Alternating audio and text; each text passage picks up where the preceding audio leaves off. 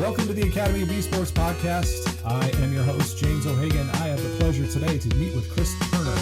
Chris is he's a teacher down in Louisiana, Baton Rouge area, I believe, at the Southern University Lab School, but also also involved with getting the esports program going at Southern University, historically black college down in Louisiana. Chris, thank you so much for being on the Academy of Esports podcast today. Oh, thank you for having me.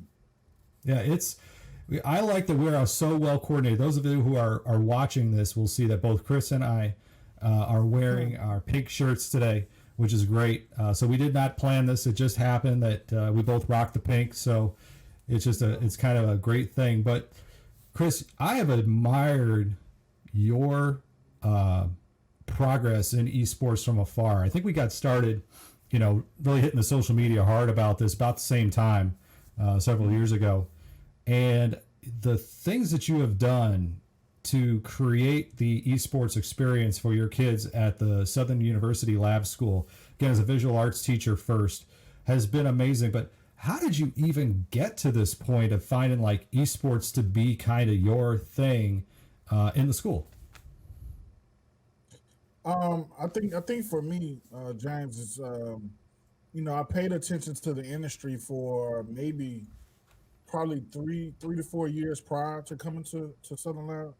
Mm-hmm. And so, I always was a gamer. Got back into gaming because of some of my high school kids at my previous school. Actually started a club there with whole game days. Homecoming tournaments, like small in-house grassroots type stuff. And so, just fell back in love with gaming. Started looking at the industry. I was like, I'm too old to play. I don't know if I'll be a good streamer or not.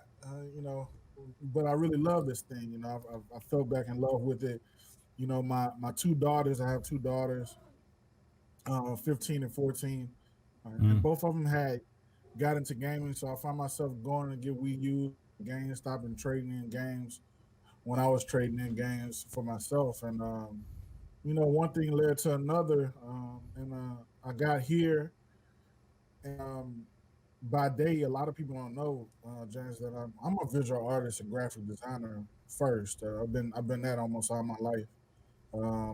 My day to day here, I'm the visual arts yearbook, graphic design teacher here at the school, Mm-hmm. and gaming was just my hobby. A strong hobby, by the way. I don't have too many hobbies, but it's like number one. I think my wife gets jealous from all the gaming, but anyway, got here, realized that I wasn't able to like produce a big art program because we only have 350 kids, pre-K through 12, and in the middle of that, I ran across your podcast. I ran across high school esports lead and play VS and some nonprofits that were doing some things, and started researching a little bit, a little bit more, and really realized that I can start this thing without a lot of capital. Right. I don't have to have a lab. I don't have to have anything. Maybe we started out with like one or two consoles. All the kids have consoles at home, and so culturally 2K, NBA 2K was our focus because culturally, I mean, we're all African American school. That's what our Mm-hmm. kids play, um, and that's pretty much how we got started, man. That's how I really got involved in esports, and all the other stuff was just business acumen and stuff that I was taught in my youth. Just coming from a family of entrepreneurs and creators. Well, what's great about that too, and what I'm hearing is, the perception around esports. A lot of people, and you probably get this question a lot too, is what games do I buy and what computers do I? What games do I play? What computers do I buy? And for a lot of people, that's really not the right place to start. What I heard you say is you said, let's look at the landscape of where we are with our students, right? Let's pick games and a platform that's going to work for them and find a way to compete that way. Mm-hmm. Yeah, of course. I think you have to meet your students where they are. Two, you have to be real with yourself and realize, a lot of schools don't have a big budget to go out and just, snap your fingers and create a lab. You know, we're not a private school. We're actually publicly funded. Mm. We do have a small, tuition to offset some of the costs, but I mean, we're thriving just like any other public school, all African American setting would be in the rest of the country or any rural area for example. So, it's you just have to have that that pinch yourself back into reality moment and say, hey, we can make this happen without all the expensive gear. Well, and the other part of this too, and I think it's been a very important part of your program's development and rise, has been that you also have an amazing administrator, supportive administrator in Herman Brister, which I think has been a real key to all of this as you go down this path with your children. Yeah, it has been. And kudos to Mr. Brister.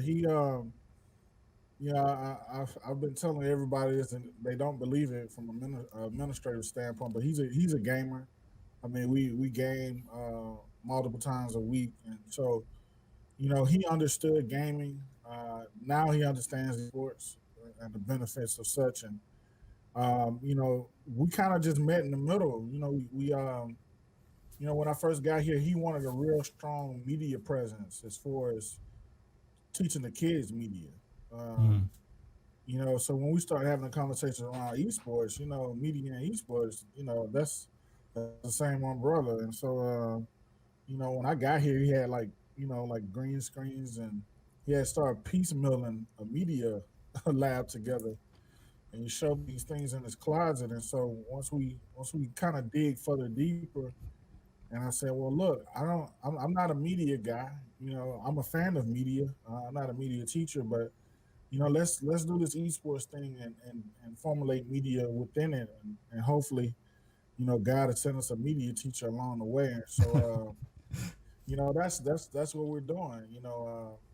And us being a smaller school, it might be an after school initiative as far as media. We're gonna eventually get there and make it happen, but for sure, without his leadership, without his, he has a gift, and leaders have this gift. Um, Mr. Brooks is the type that if he sees something within you and he knows you're capable, he's gonna move out of the way. Um, Mm. and that was one of his first comments. Like, hey, as long as you keep the integrity of the students and the brand of the school, Chris, go. I'm not gonna get in your way, and just come and make sure before you make any big decisions. And it's been working. Well, and it shows too. I mean, there's a lot of things. It's kind of nice to have a small school. You can pivot very quickly. There's not a lot of bureaucracy that you got to dig through. There's not a lot of, you got to go ask 7 people for permission. That's a nice thing to have. But tell me, you're in Baton Rouge, and there's a lot. I mean, it's one of the bigger cities in Louisiana. It does have, and it's got a lot of universities as well too. So there's a lot of educational opportunity within the city. But what is the draw for the lab school? Where do you find? You said it's a public school, but is it kind of a charter school, magnet school? Does it have a specific mission? I mean, what is it that draws kids or families to the lab school? I think I have to start with the rich history. I can't go any further without doing so. Southern Lab is the laboratory school of the university. We're housed on Southern University's campus. Southern University itself is the only HBCU in the country that has a system with multiple campuses, and we're a part of that family. And so, historically, the laboratory school was one of the schools where people that worked on campus, their children would hear.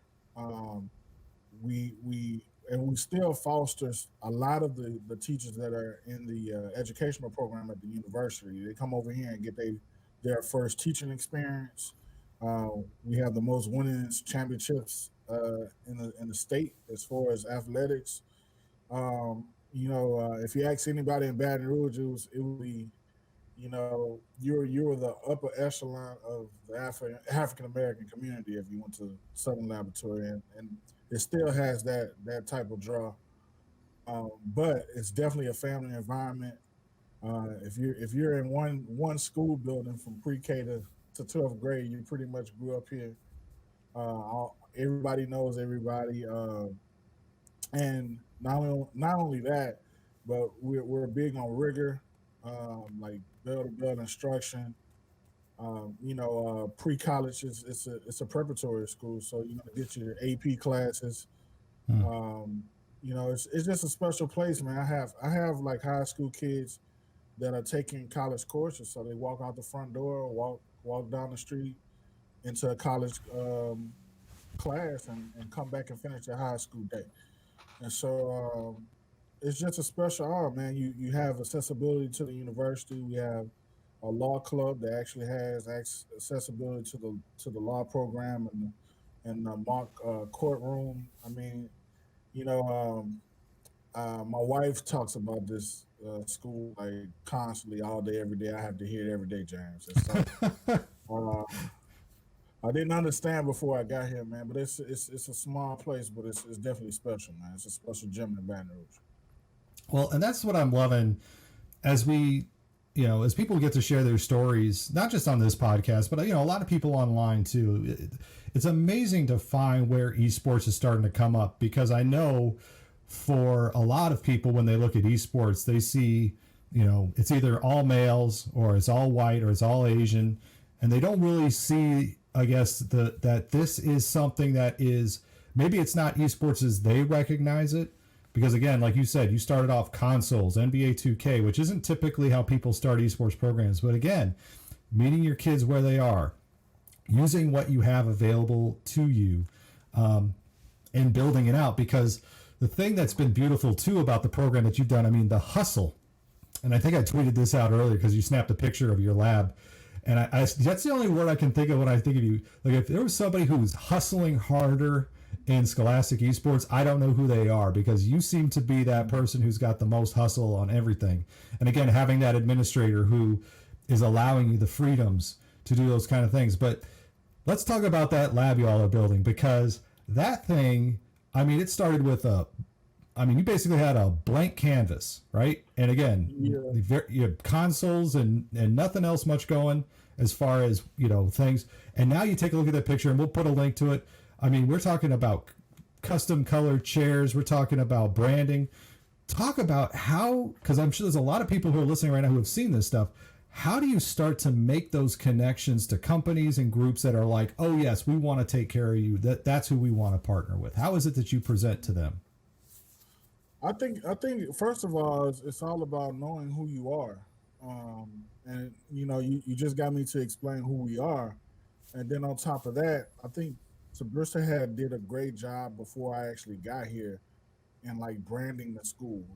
Like when I got here, he already had like like the placement was here, the colors were already here, down to the color code.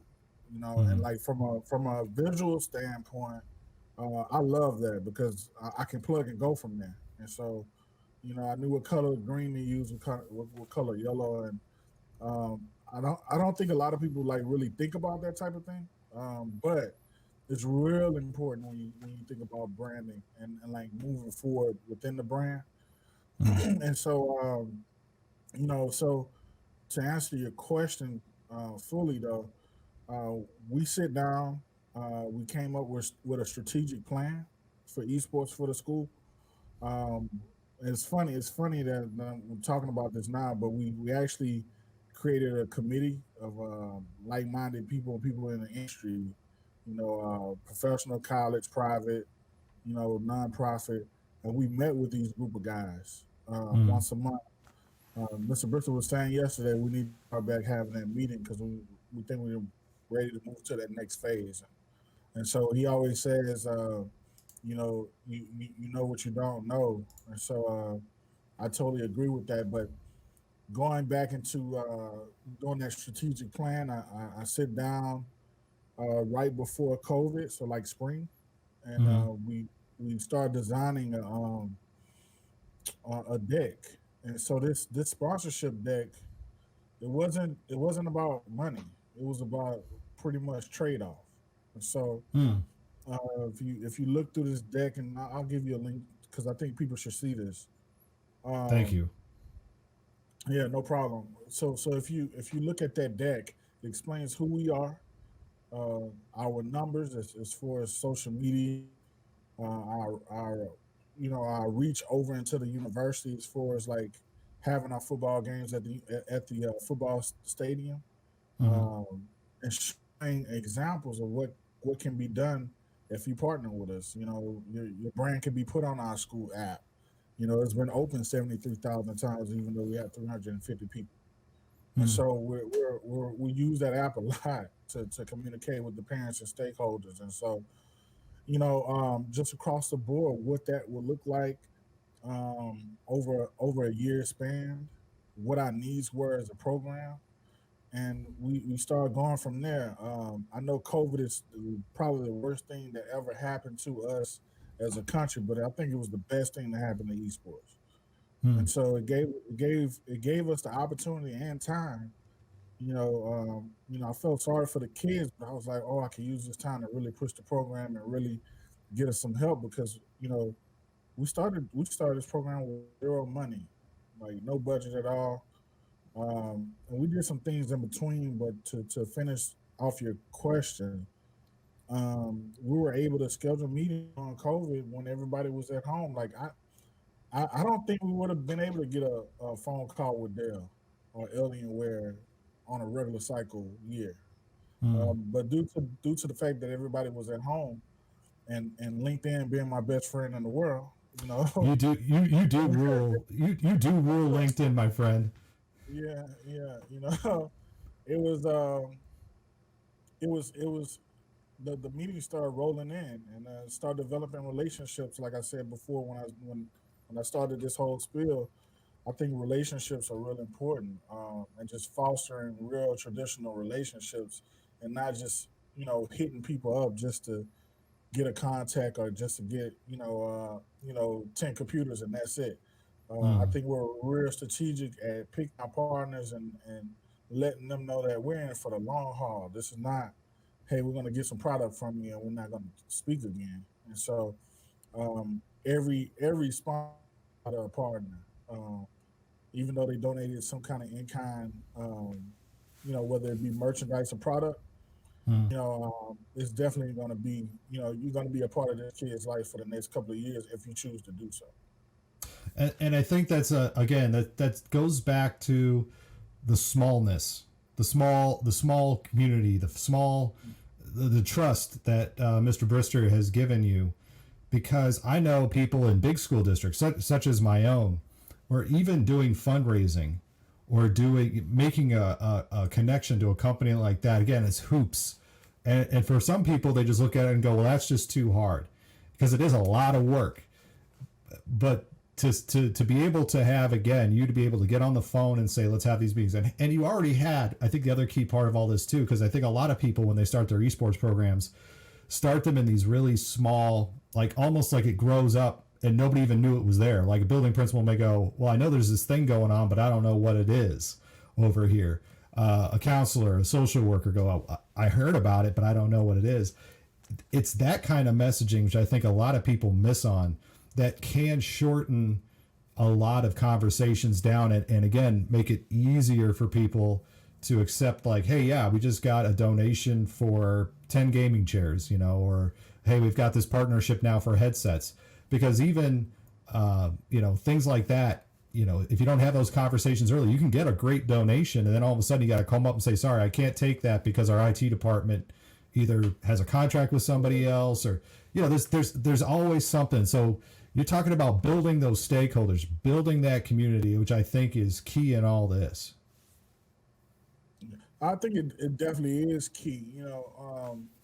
Like I said, not just looking at someone for a resource, but how can we help the kid? Because trust me, every move that we made or every contract that we signed, it was on behalf of the kids and what can we provide for the kids. Like I always Mm. say, I told Bristol all the time, like, if we're gonna do this thing, we're gonna do it at a level that a D1 or or Power Five college will do it. It might not be to scale, but it's Mm, gonna look the same, feel the same, and we're gonna compete the same. I mean, if you look at this, and we've had these type of conversations, James, from an African American standpoint, everybody's pushing inclusion, and you know, this esports is a game changer for us because hmm, it doesn't take a $10 million facility to be able to compete at a certain level.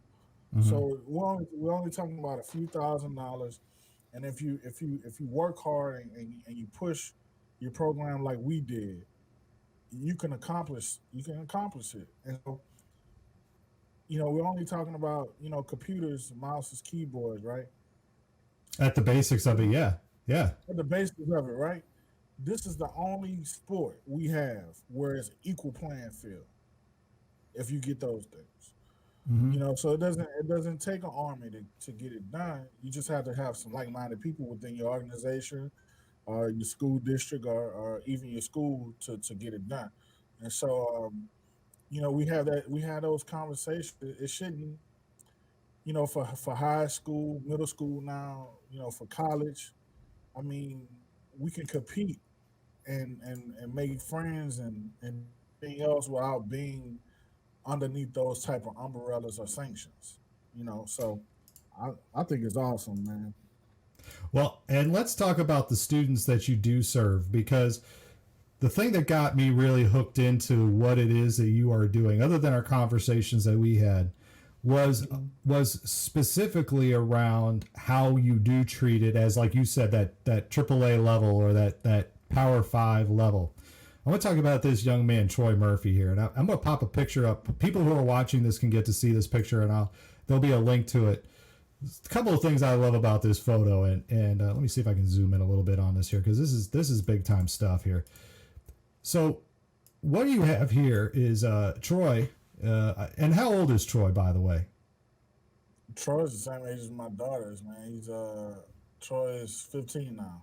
Okay, Troy won the national NBA high school NBA 2K championship. I'm calling that right. Was that through HSEL? Yeah, that's through high school esports league. Yep.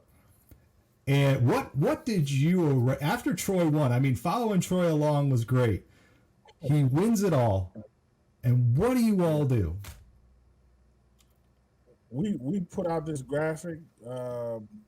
Truth be told, so so I'll give you an inside story on this. And All right. so truth be told, I had another kid in the playoff bracket, Hmm. and so this is well, COVID is here, but we don't know to what extent. And so I So we're remember putting this back in. This was summer. This was summer, right? this is Was like this summer? spring. Spring. Okay, it was like April, May. Yeah, yeah, like Okay. April, May. And so we had he was and this is actually, yeah, he won spring. And so we're having a conversation like, hey, you know, if we dominate this bracket, we have this walk-ons here. It's like this wing sports board type place.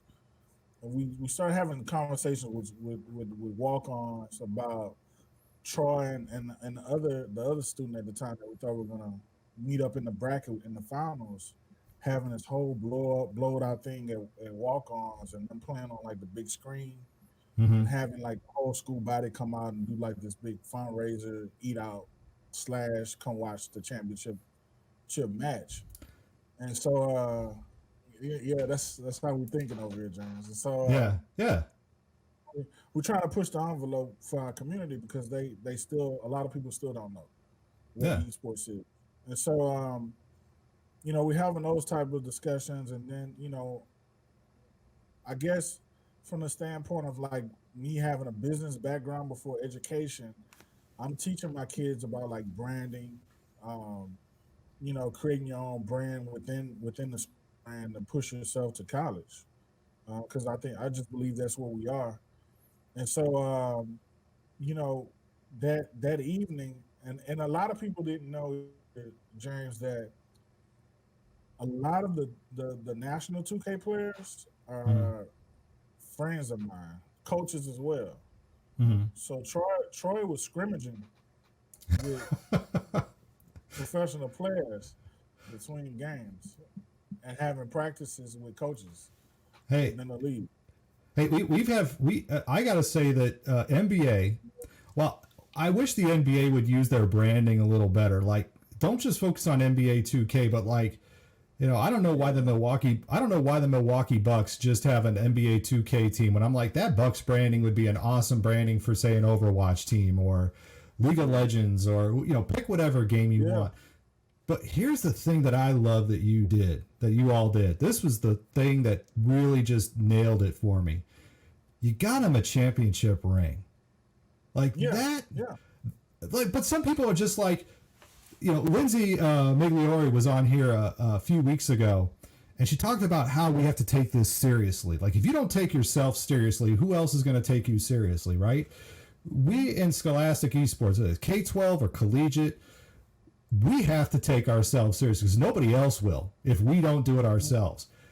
This ring that if you're watching it on the screen isn't just like a little ring. It's not like a band or anything like that. Like, Oh, this is a championship style ring. Like, this is and it's got, I saw you, I think you had a picture of it online once where you had your fist out. It's not small either. It stands out. I don't know if you've got I'm it. a big guy. I got it. I'm a big guy. It's huge. And I just realized too that Troy has big hand. Like Troy is one ring size smaller than me. And He so doesn't look like that old of a kid. he's not. He's not. And so I kind of keep mine around, but yeah, this is it. You Yeah. know, If you're listening, if you're listening at home, I mean, check this out on yeah, either YouTube or my Twitch feed. This ring yeah, is serious. yeah, it's serious. And so, yeah, I've been trying to figure out when to wear it, James. It's like I think I'm gonna do it every Friday, just to keep it fresh. But that I got to go back to conversations that Bristol and I had. When I approached him about this whole esports thing, he wanted to make the program a priority. Hmm. And my thing, my take on that is we're gonna treat it like we treat football here in South Louisiana, and I just started constantly asking myself if I was a kid, what would that look like? And so everybody gets hype like about the trophies. Like we have two trophies now within the first year, which is awesome.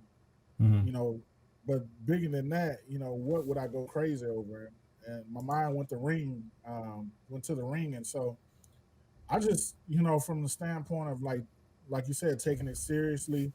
Like I wish I would have recorded the conversation with the ring company when I called them and said, Hey, you want a what now? "Hey, you want to work now?"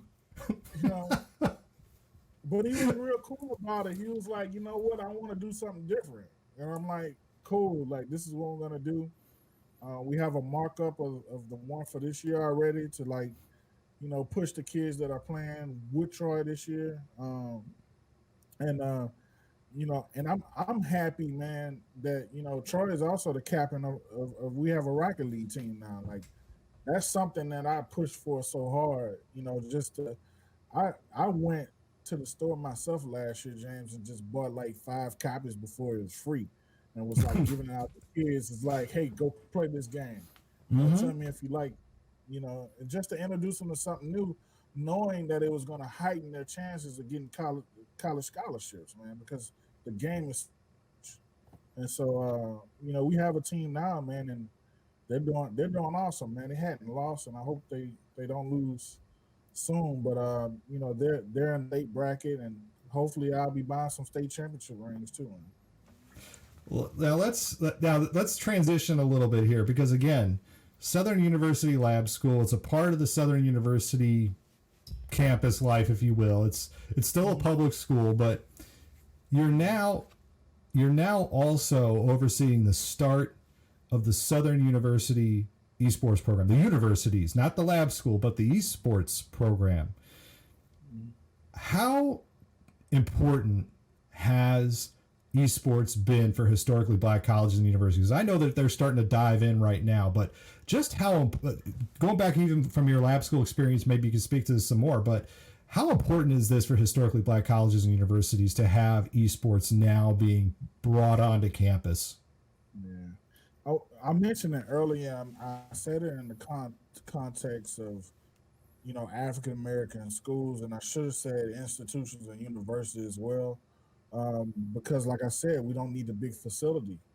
We can't compete with some of the D1 and Power Five schools because we don't have the resources.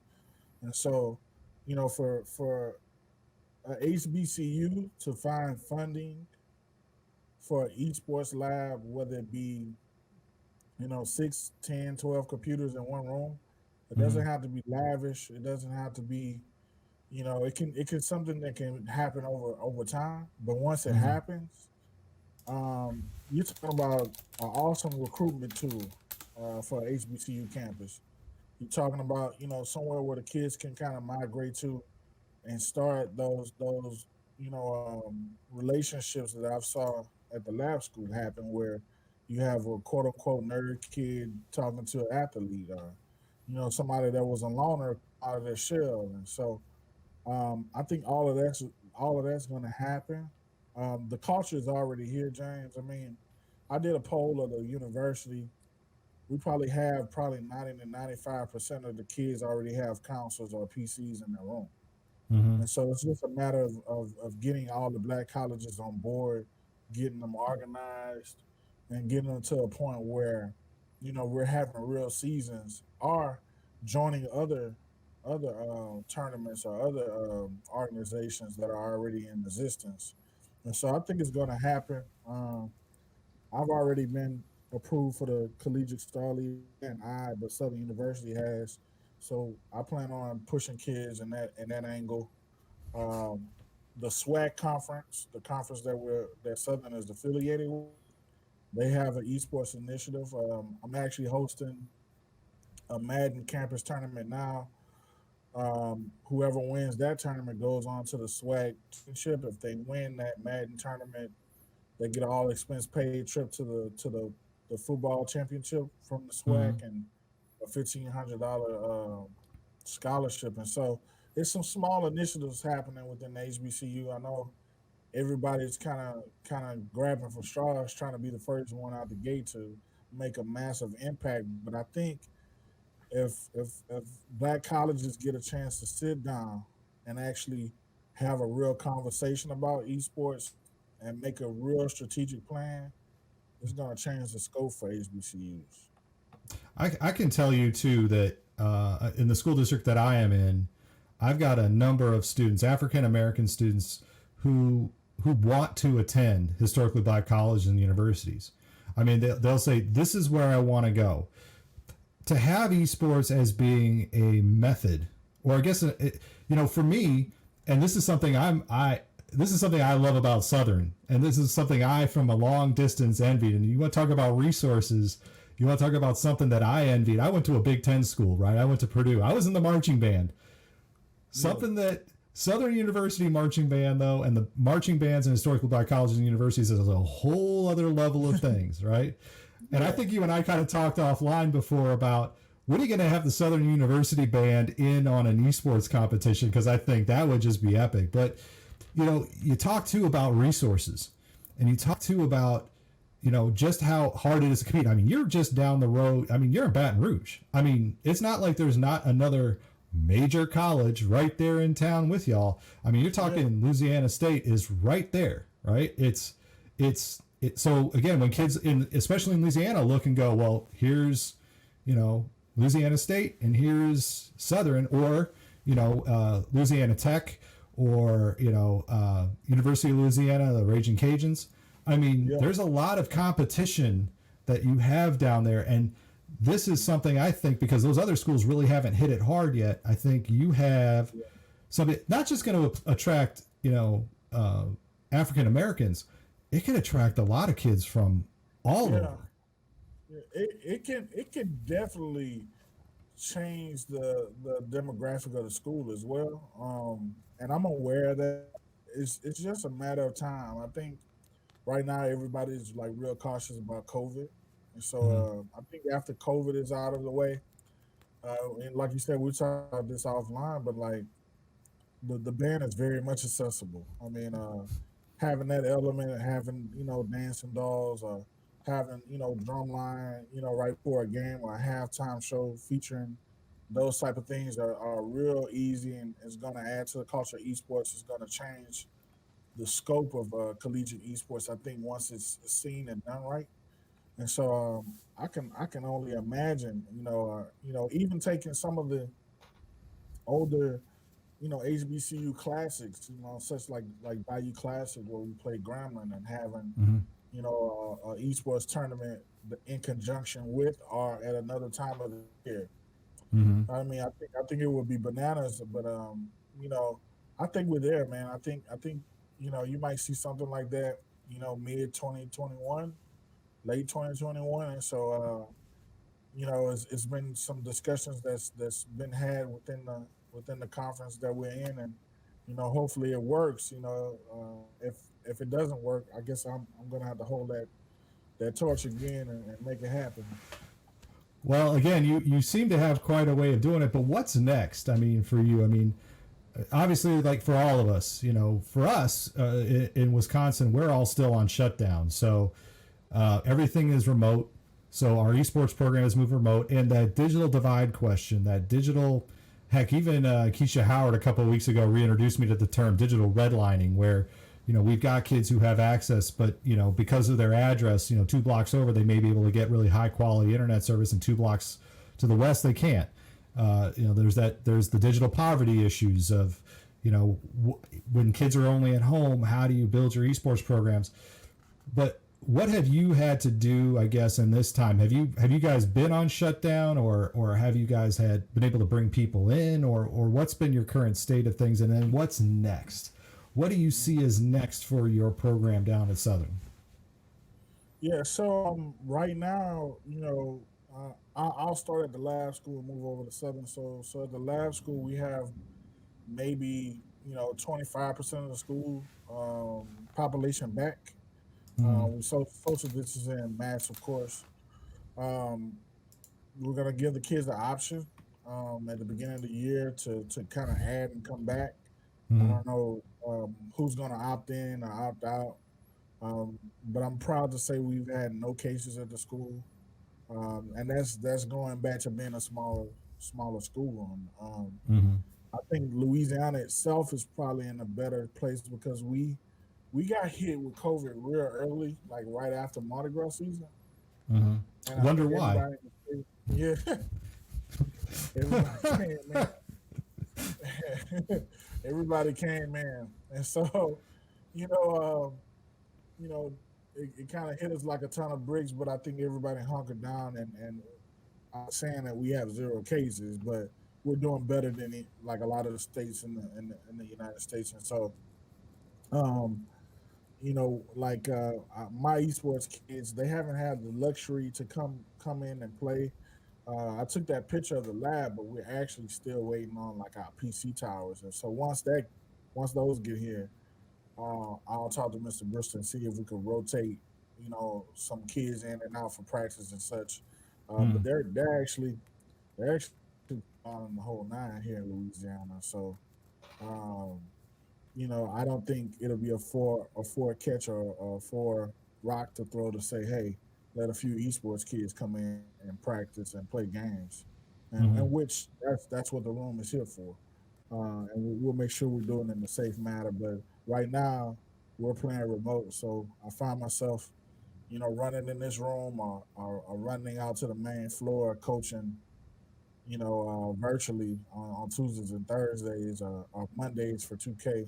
Uh, Rocket League is Thursday, and so we're doing the best we can with what we have, and Mm-hmm. the kids are enjoying it. But it is, you being an educator, this it's kind of difficult when you're in the area and the Wi-Fi is not as great, or you have a family of 5 or 6, and I find myself going to the office and saying, "Hey, how much money do I have in the budget? I need to go buy, 2 or 3 Wi-Fi extenders." You Hey, know, I just dropped I just readjusted our budget to buy some more gaming laptops. As I said, yeah, like, look, yeah, I had budgeted for coaches to have streaming machines. I'm like, well, guess what? These are getting repurposed right now so that kids can play at home. You know, yeah, it's yeah. I exactly mean, what you're that's where talking we about. are.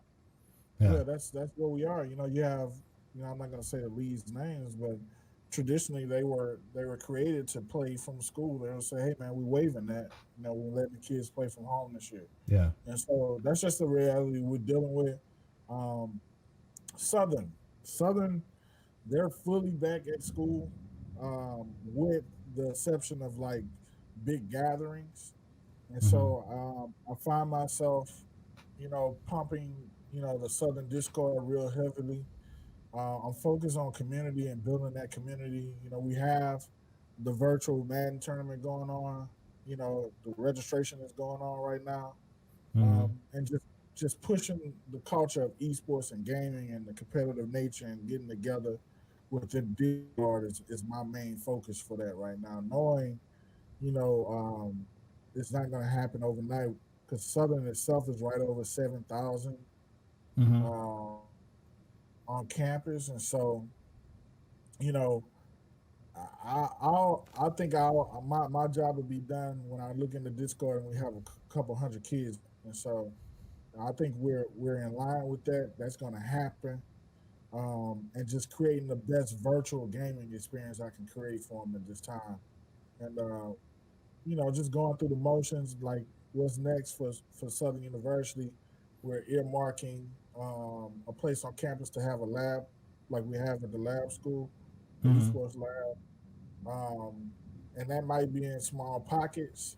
It might be one main room. We've been looking at the union for like a main spot, and so we're getting some renderings done, and we released the official team jersey that I made available to the public because the alumni is so strong. When's the? How long's that sale go on for? By the way. Oh, it's on, man. No, I know, but is there a final date or is this just an open order? Or because I have It's looked at open them. order. Okay, all right, It's good. open, I'll make sure we'll get that linked in as well too. Then here for people yeah. to see. And so and shout out to 66 for stepping up and giving us that deal and giving us a way where we can raise funds at the same time. Um, and they also created a jersey for the lab school as well. I'll give you both of those links Mm-hmm. to put up. But yeah, other than that, just moving forward, like slowly building that program because I don't want to rush it Mm-hmm. without having full engagement Sure. and building that culture the right way. Because, like I said before, it's been done in the dorms for years, but it's just time for everybody to come together as an organized unit. And for the lab school, the second phase of the room. I mean, we're actually having a gumbo fundraiser for both programs, See, really. that is so Louisiana right there. I mean, like Wisconsin's like, what are you doing? Gumbo fundraiser. They look at us like, what? Gumbo, yeah, yeah. So we call it gumbo grab and go. So because of COVID, come Mm. get your gumbo, grab it and go. And So I just live in the wrong part of the country, man. I yeah, swear, I would be 450 pounds if I lived down in Louisiana because I would just be eating my way through everything down there. yeah, I find yeah. myself get me an etouffee and I am You happy good to man. go. Yeah. Yeah, man. Yeah, and it's like I said, it's just a part of our culture, man. And I think that's going to be real successful. And you know, we're going to take some of those funds, and it's time for like sound production and video production to go in the room. And, Mm-hmm. I think once that happens, I'm quite sure Mr. Bristol's going to find some after school money to get a media person in, and we're going to be full force, man. But I think it's just time for our kids to start that whole production, that production model, and Mm-hmm. like start like getting these PCs in here and like letting them build their Twitches and start to stream on a regular basis so people can see actually what we're doing and all these wins we're getting, man. Well, And here's the other thing too that I just want to make sure is crystal clear to everybody. Chris Turner is a unicorn in all this. I don't know anybody else who is in scholastic esports who is on the K-12 side, who's also on the collegiate side. And I mean, that pipeline right there has to be so important. And again, I just wanted to make sure that people heard that right. Yes, the man still has his day job and is overseeing 2 esports programs, one at the high school and one at the university. Chris, your LinkedIn is amazing. I love following the stuff that you do. Like I said, you put out quality stuff all the time. You got quality ideas. People should be following you. What are the best ways, if other than LinkedIn, is there and Twitter, where you're at, is Go Play Esports? And I love, for example, that's your podcast as well. Is your podcast still going right now? Yeah, I actually started season 2. Thanks to like conversations that I had with James, we're doing video as well now. I had Wes Bird on from Skulls Gear yesterday. Mm-hmm. We're doing Mondays at 4 p.m. Central Standard Time. And so he was the second guest for season 2, and we're going to continue to rock on, man. Because of the pipeline, I kind of stopped recording for a while, but yeah, it's still going. And we'll pick up some listeners back, I guess, with the consistency again. But, I wanted to say this before I got off, man. Like, sure, yeah. Even when, man, I got to give Mr. Bristol credit again. Like he was. Please do. Chris, you need to do a podcast, man. Like people need to hear about esports. I'm like, I don't know. I want to just build this program. Like my goal when I got into this, James, was to be the Nick Saban of esports, and so that's the only goal I had. Sure. But and saying all this to say this. When I started researching educational esports podcasts, you were the only person that came up that kind of caught my eye, caught my ear, and I looked to your podcast to get some kind of structure on how I can do it. And I want to say hats off to you, man. It's been a pleasure getting to know you and building a relationship and a friendship with you, man. And you've been a strong resource for me, man, over the last couple of years, man. I just wanted to publicly thank you. Well, thank you very much for that, Chris. And again, I don't have all the answers in any of this, and it's great that I think when you first started your podcast, I was one of your early guests. It was back in March. I think we talked a lot about all this, and I think it was right as COVID was hitting. I mean, this was. It was like, right as COVID was. No, literally, I started my podcast 2 weeks before COVID. Yeah, and I was in downtown Grand Rapids, and I came back from Grand Rapids, and everything shut down. But Go Play Esports. It's not spelled G-O. He did it the French style, so it's G-E-A-U-X Play Esports. Go Play. It is a fantastic brand. I love it. It's like I just love seeing it because I just get it. So. Fantastic work, man. Christopher Turner, thank you so much for being a guest on the Academy of Esports podcast today. Thanks for having me, James, man. Keep it going. That will do it for this week on the Academy of Esports. I've been your host, James O'Hagan. Esports are organized competitive video games allowing schools to redefine their athletic culture, diversify opportunities for student participation, promote good physical and mental health, increase collegiate scholarship pathways, and play games. We can never forget the importance of play. The mission of the Academy of Esports is to support these ideals. The vision of the Academy of Esports is for all students to experience the fun and joy of playing competitive video games. You may follow me on Twitter at Jim O'Hagan. That's at JIMOHAGAN, and through the Academy of Esports account at TAO Esports. It's a great way to get the latest blog posts, podcast episodes, and news coming out of esports and education.